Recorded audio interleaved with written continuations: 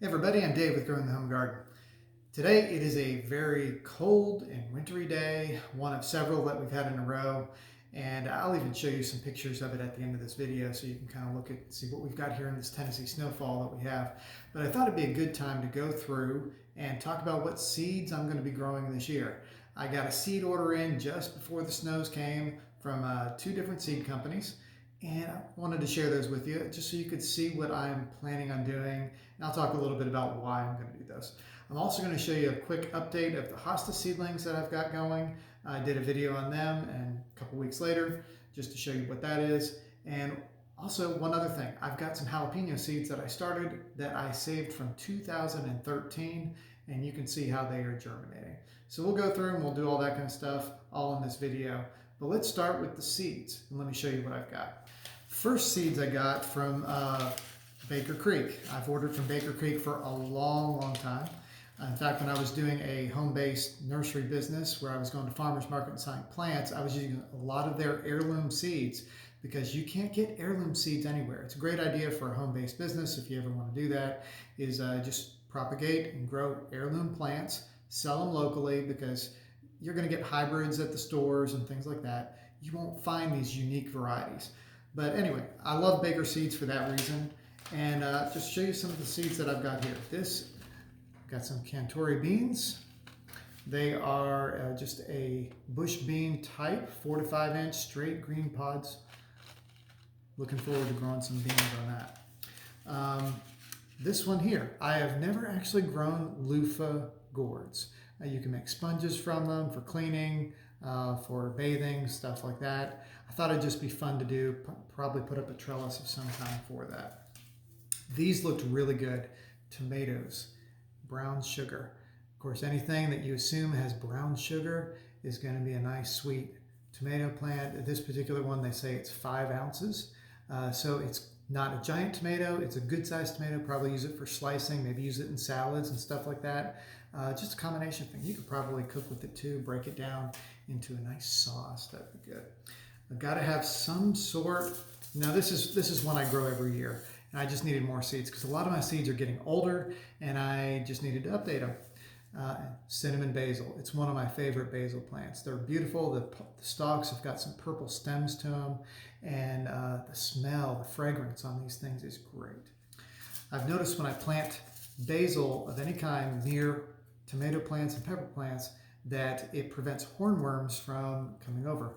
So I think that might have something to do with maybe disguising the plants to more favorable plants, things like that. It's one thing companion planting does is it helps to mask plants from predatory insects and things like that that want to come over and eat your stuff.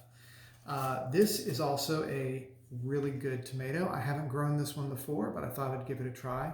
1 pound fruits. They say it's got heavy yields, and according to the instructions here, they say it's tropical, sweet taste, and very productive.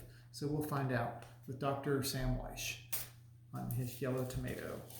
And other basils that I got here is just your standard Genovese basil. That's what you use for your pesto sauce most of the time. We'll mix whatever basils we happen to have, whether it be the Genovese basil or the cinnamon basil, and use that for pesto.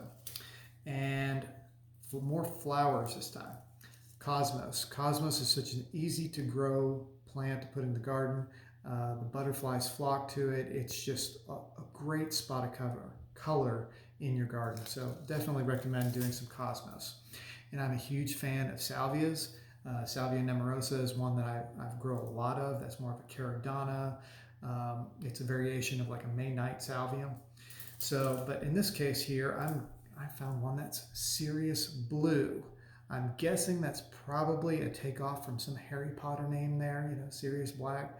But here, Sirius Blue, this is a tender perennial, they say, native to Mexico to Texas, 12 to 16 inch plants.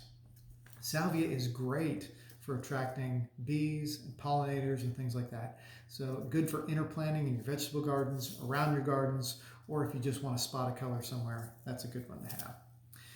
Here's another one. This is a salvia called Summer Jewels Red. Check that out.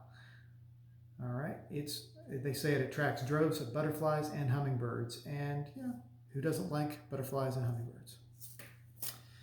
And Baker Creek always gives you a free packet of seed. And here's something I have never grown before, and I hope I can pronounce this correctly. Kamatsuna. So it is a green, and it is basically, they say it's got a mild spinach type flavor. It's technically a spinach mustard, they say. Original location from Tokyo, Japan. So we'll see. I'm not sure I'll grow that or not. Sometimes the seeds are something that I'd like. Sometimes there's something that I might try. Sometimes there's something that I don't even know. We'll see. But now let's go to the other seed company. The other seed company I ordered from is Botanical Interests. And I've ordered from them for a number of years too.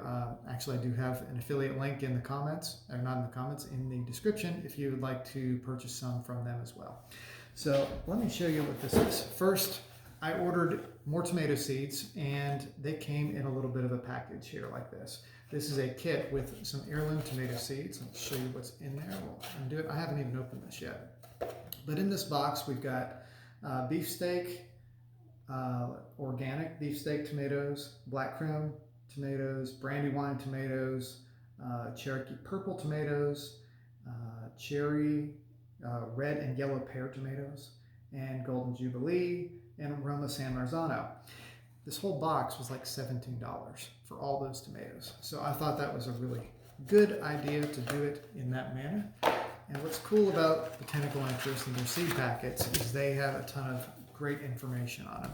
So like here is the yellow and red pear tomatoes on one side. You can see nice artwork too.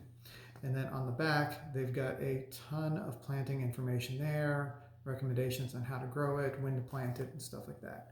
So there is the yellow pear, there is beefsteak,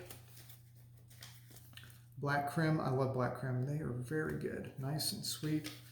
The brandywine, that is a favorite. They tend to be a little bit more disease prone on the brandywines. So, and then Cherokee purple is a classic. Those are also very good. Golden Jubilee, right there. Those are going to be a little bit smaller type of tomato plant. And then San Marzano, which are more of a Roma style, which are very good for making your tomato sauces, pastes, and things like that if you're really into the canning thing. So great tomatoes, and I thought that was a really good value for those. I mean, you're going to get 20 to 30 seeds in each one of these packs. If I planted all those, I would need more space. We've got 7 acres, and I wouldn't be able to fill it with all that. So let's move on to the other stuff. They also threw in a free seed. It's a mesclun lettuce packet, so good for pots and things like that. I've got a green stalk planter. I could probably do a lot of this in that green stalk planter. And who doesn't like watermelon? So there's your standard crimson sweet watermelon. I haven't grown watermelon in a long time. Thought it would be good to give it another try. And cantaloupe, it's a type of musk melon, hearts of gold. I've grown this one before. It's pretty good. Dinosaur kale, that's a popular one. My kids love it when it is fried up in a pan. Nice and crispy. And I thought about maybe doing some gherkin style cucumbers so we can make some pickles later in the year. We'll see. Hopefully I will get to that. Market More is a classic cucumber. Very good one. And we always like having some yellow squash around. So early prolific straight neck squash. You can check out my squash videos too. They may help you out one of these days. And then here's another salvia. Okay, this one's Violet Queen. Penstemon. Penstemon is very good to plant if you want to do any kind of plants that attract hummingbirds, because they've got the tubular flowers to them, and hummingbirds just love the tubular flowers. Marigolds are great for companion planting along with a lot of plants. So that's a good one to put in. This is one of my absolute favorite plants because they're so easy to grow. Coreopsis. It's a native plant. Butterflies, little bees, they love this stuff. And you can collect seed from each year and plant it again the next year. It's also known as tick seed, and it does not attract ticks. It doesn't have anything to do with ticks other than the seeds are about the size of a tick and they look a little bit like a tick, but it has nothing to do with a tick. Okay. Again, another cosmos, and I like the orange and the yellow colors that these ones have. For herbs, I've got a few here. Sage, you can't go wrong with planting sage. It's a type of a salvia as well. Very good in cooking, all kinds of things. Oregano, that's a true Greek oregano. Really good plant to have. Oh, I have another tomato plant that snuck in over here, chocolate cherry. Those are really good. I've grown them before. And I love jalapenos, so why not get another jalapeno? I needed to replenish some of my jalapenos. I do have some from 2013 I mentioned earlier in the video that actually did germinate. They are saved seeds, so we'll see how they do. They may not turn out true to being like these, so I wanted to get some that were kind of verified and from an actual seed company, so I know exactly what I'm going to be getting. And then chamomile. Thought it'd be fun to grow some of that. I like it in my tea. So that's what I got for seed so far this year. That's not to say I'm not going to buy more seed. Tend to do that a lot. When you are a gardener, you go out, you see a seed, and you're like, oh, I'd like to try this one, and you end up buying more seed than you could possibly put in your garden. So we'll see how all this goes. Hopefully I'll get it all planted. We're going to start doing some seed starting here in the next couple of weeks, on especially the tomatoes and peppers. I like to give my peppers a long time to grow because they tend to be a lot slower growing. So get them into a little bigger, more established plants before you actually put them in the garden. So let me share one more thing with you. Botanical Interests, when you order a certain dollar amount, sends you a little desk calendar, which is really cool. My kids liked it. A couple of them asked if they could have it, and I said, no, it's going on my desk.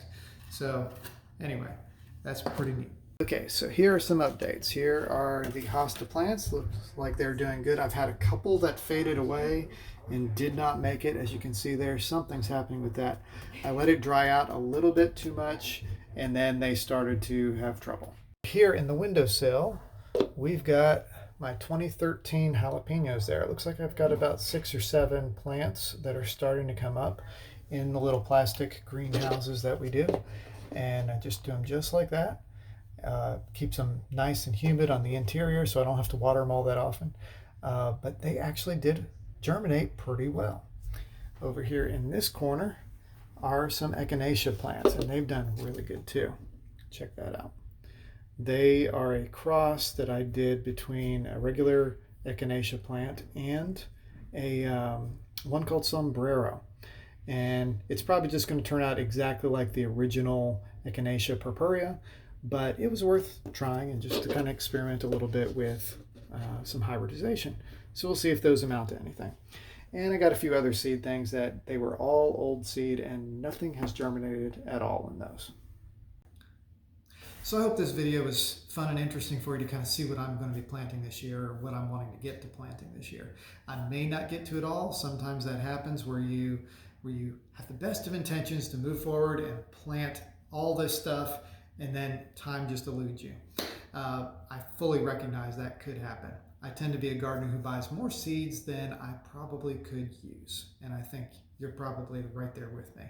But if you would, tell me about what you're excited about planting this year in the comments. Just tell me about the seeds you bought or something like that. That would be really cool to hear.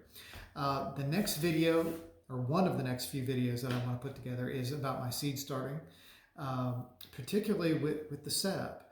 I got some shelves that I want to put up. I need some lights, and just kind of show you how I do all that, especially since we're starting here at a completely new location. And with that, I want to just say thank you for watching. Looking forward to 2024 in the garden, and hit the like button, subscribe if you will, and here's some snow photos.